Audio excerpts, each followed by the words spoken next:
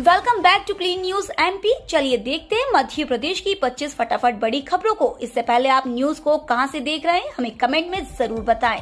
साथ ही वीडियो को लाइक करना बिल्कुल ना भूलें।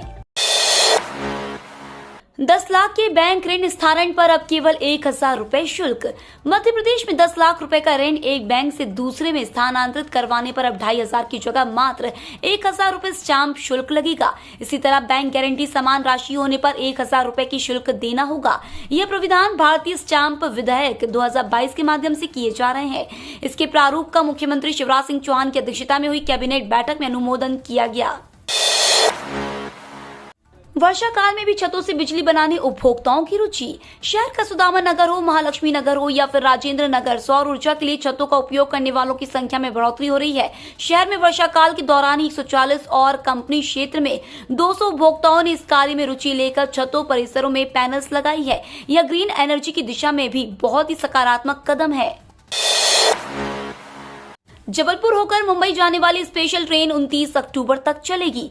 जबलपुर से मुंबई जाने और आने वाले यात्रियों को रेलवे ने राहत दी है। जबलपुर से होकर चलने वाली रीवा सीएसटी स्पेशल ट्रेन को 29 सितंबर तक ही चलने की अनुमति मिली थी।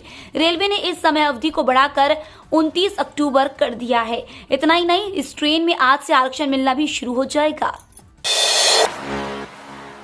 इंदौर पीतमपुर की तर्ज पर भोपाल में बनेगा investment area.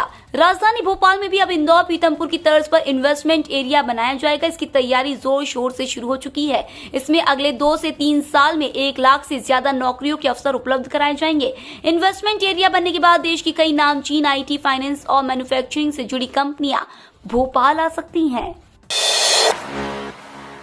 MPPSC anaesthesia specialist भर्ती के लिए आवेदन शुरू। मध्य प्रदेश लोक सेवा आयोग ने एनेस्थीसिया स्पेशलिस्ट के पद पर भर्ती के लिए ऑनलाइन आवेदन प्रक्रिया कल से शुरू कर दी है।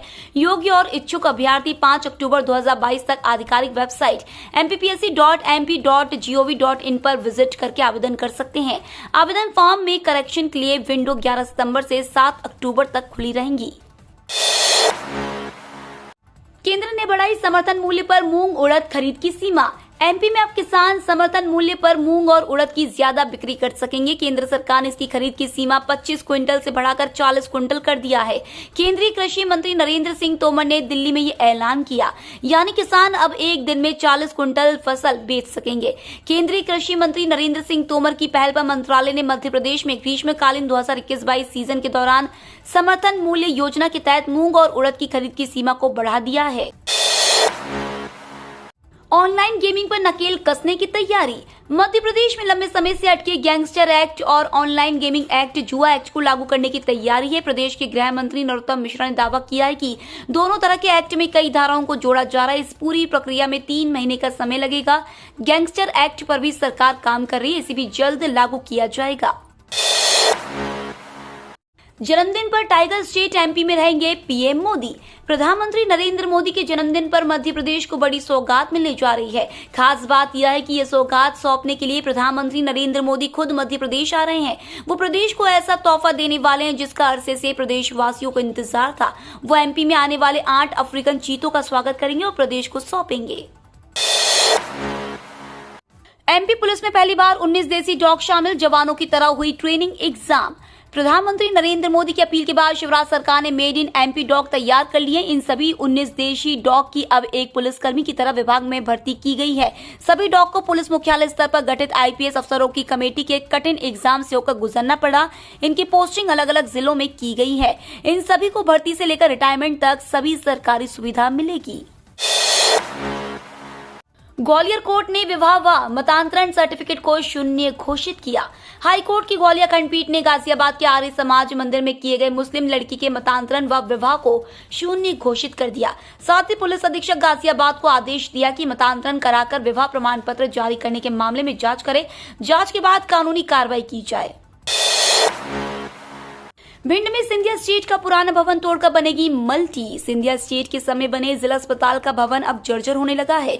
बारिश में छतों से पानी टपकने से वार्ड में लगी सीलिंग गिर रही है। दीवारों में सीलन के कारण दुर्गंध आने के साथ ही पिलर में भी दरारें आ गई हैं। पिछले दिनों सर्जिकल के बीम में दरार आने के कारण वार्ड को अटल रेन बसेरा में शिफ्ट किया गया है।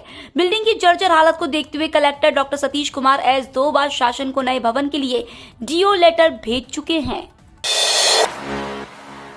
मध्य प्रदेश में हुआ 110 करोड़ रुपए का पोषण आहार घोटाला। मध्य प्रदेश में पोषण आहार योजना में बड़ी गड़बड़ी सामने आई है। पोषण आहार योजना के तहत गरीब बच्चों और महिलाओं को मिलने वाला राशन भ्रष्टाचार की भेंट चढ़ गया है। कैग रिपोर्ट के मुताबिक मध्य प्रदेश महिला बाल विकास विभाग में 110 करोड़ रुपए का घोटाला सामने आया है। आंतरिक सर्वे रिपोर्ट से बीजेपी कांग्रेस में खलबली, कई विधायक डेंजर जोन में। मध्य प्रदेश में अगले साल होने वाले विधानसभा चुनाव से पहले उन विधायकों का टेंशन बढ़ गया है जिनका पार्टी सर्वे रिपोर्ट में परफॉर्मेंस खराब निकला है। बीजेपी और कांग्रेस के आंतरिक सर्वे रिपोर्ट में कई विधायकों को डेंजर जोन में बताया गया है। कांग्रेस में ऐसे 27 और बीजेपी में भी ऐसे ही कई विधायकों का टिकट संकट में पड़ गया है। ये विधायक अपने लिए सुरक्षित सीट तलाश रहे हैं। अब नहीं मिलेगी स्याही से छपे पेपर पर खाने की चीजें, प्रशासन ने लगाई रोक। मध्य प्रदेश की राजधानी भोपाल में अब स्याही से छपे पेपर में खाने के व्यंजन नहीं दिए जाएंगे। इस पर अब से पूरी तरह से प्रतिबंध लगा दिया जाएगा। दरअसल अभी तक शहर में स्याही से छपे पेपर के ऊपर समोसा, कचौड़ी, पोहा, जलेबी के साथ अन्य खाने की चीजें दी जाती है, लेकिन अब इस पर रोक लगा दी गई है। ये इसलिए क्योंकि स्याही से छपे पेपर पर खाने के व्यंजन खाना सेहत के लिए काफी ज्यादा हानिकारक साबित हो रहा है। सीएनजी प्लांट में सौर ऊर्जा से हर माह 8 लाख रुपए की बिजली बचाएगा इंदौर। स्वच्छता में देश का नंबर 1 शहर इंदौर अब पर्यावरण संरक्षण के लिए भी कदम बढ़ा रहा है। 14 लाख टन कचरे के पहाड़ को 2 साल में हटाकर वहां 1 लाख से ज्यादा पौधे रोपकर हरा भरा वन क्षेत्र तैयार करने वाले इंदौर ने इसी ट्रेंचिंग ग्राउंड पर बने एशिया के सबसे बड़े बायो सीएनजी प्लांट पर सोलर पैनल लगाकर हर माह 8 लाख रुपए की बिजली बचाने की कवायद शुरू कर दी है। मध्य प्रदेश में पदोन्नति में आरक्षण मामले की सुनवाई 2 सप्ताह के लिए बढ़ी। मध्य प्रदेश के अधिकारी कर्मचारियों को पदोन्नति के लिए अभी और इंतजार करना पड़ेगा। पदोन्नति में आरक्षण मामले की सुनवाई एक बार फिर आगे बढ़ गई है। सुप्रीम कोर्ट अब 2 सप्ताह बाद सुनवाई करेगा। कोर्ट ने मंगलवार को अनुसूचित जाति एवं जनजाति संगठन कर्नाटक की याचिका, बिहार सरकार की प्रकरण वापसी की अपील और भारत सरकार की अवमानना संबंधी प्रकरण की सुनवाई की। इसके बाद 2 सप्ताह के लिए सुनवाई आगे बढ़ा दी। श्री महालक्ष्मी नगर में एक तरफ मकान बनाने की शुरुआत। देवी अहिल्या श्रमिक कामगार गृह निर्माण सहकारी संस्था की श्री महालक्ष्मी नगर कॉलोनी में एक तरफ कुछ सदस्यों के मकान बनाने की शुरुआत की गई है, तो दूसरी तरफ भूखंड से वंचित कई सदस्यों की समस्याओं का अब तक निराकरण नहीं हो पाया है। यह सदस्य अब तक अपने प्लॉट के लिए भटक रहे हैं। बहरहाल संस्था के संचालक मंडल ने श्री महालक्ष्मी नगर में सदस्यों के मकानों के निर्माण की शुरुआत कराई। बंगाल की खाड़ी में बन रहा चक्रवात, रीवा जबलपुर में झमाझम वर्षा के आसार। मॉनसून ट्रफ अभी भी हिमालय में बना हुआ है। एक पश्चिमी विक्षोभ पाकिस्तान के आसपास ट्रफ के रूप में बना हुआ है। मौसम वैज्ञानिकों के मुताबिक बुधवार को उत्तर पश्चिमी बंगाल की खाड़ी में हवा के ऊपरी भाग में चक्रवात बनने जा रहा है। इससे मौसम प्रणाली के असर से आज से पूर्वी मध्य प्रदेश के रीवा, जबलपुर, शहडोल संभागों के जिलों में झमाझम वर्षा होने के आसार हैं। उधर मंगलवार को सुबह 8:30 बजे से शाम 5:30 बजे तक भोपाल में 18, गुना में 14, बैतूल में 2, पचमढ़ी में 1, नर्मदापुरम में 0.3 मिलीमीटर वर्षा हुई। पर्यटकों के लिए लोटस वैली तक आवागमन की सुविधाएं बढ़ेंगी। पाताल पानी के बाद अब पर्यटन विभाग शहर के आसपास के पर्यटक स्थलों को विकसित कर पर्यटन को बढ़ावा देने की कोशिश कर रहा है। इसके लिए विभाग द्वारा न केवल विकसित किए जाने वाले स्थानों की सूची बनाई जा रही है, बल्कि उनकी जानकारी संकलित कर उन स्थानों का दौरा भी शुरू कर दिया है। इसी कड़ी में शहर के सबसे नजदीक और पसंदीदा स्थान लोटस वैली को विकसित करने की ओर मध्य प्रदेश राज्य पर्यटन विकास निगम का ध्यान गया। कर्मचारियों के लिए महत्वपूर्ण सूचना, मंत्रालय ने जारी किया आदेश। कर्मचारियों के अवकाश पर बड़ी अपडेट सामने आई है। दरअसल अवकाशकालीन कर्मचारियों द्वारा किए गए कर्तव्य के बदले उन्हें अर्जित अवकाश को लेकर स्पष्टीकरण जारी किया गया है। शिक्षा मंत्रालय ने इसके लिए आदेश जारी किए गए हैं, जिसका पालन कर्मचारियों के लिए अनिवार्य होगा। मंदी की आहट के बीच आरबीआई गवर्नर ने किया ऐसा ऐलान। अमेरिका में मंदी की आहट और अंतर्राष्ट्रीय बाजार में गिरावट के बीच रिजर्व बैंक ऑफ इंडिया के गवर्नर शक्तिकांत दास का बड़ा बयान सामने आया है। आरबीआई गवर्नर शक्तिकांत दास ने कहा है कि अमेरिकी फेडरल रिजर्व प्रमुख के हाल ही में दिए गए भाषण से पैदा हो रही नकारात्मकता से मुकाबला करने के लिए देश की बैंकिंग प्रणाली पूरी तरह सक्षम है।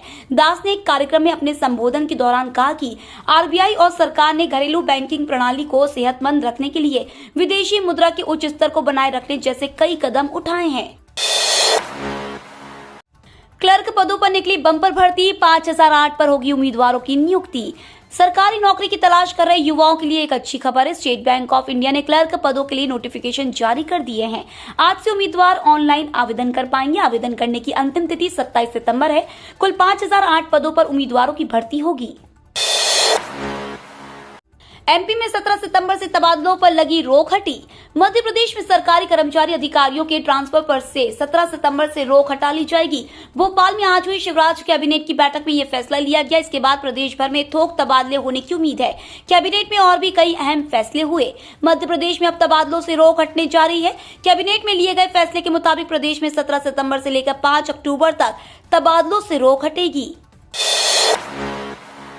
गूगल ने अपने यूजर्स को हैकिंग से बचने के लिए क्रोम को तुरंत अपडेट करने की दी सलाह। गूगल ने अपने यूजर्स को एक चेतावनी जारी करते हुए सलाह दी है कि वे क्रोम ब्राउजर में तुरंत एक सुरक्षा अपडेट इंस्टॉल करें।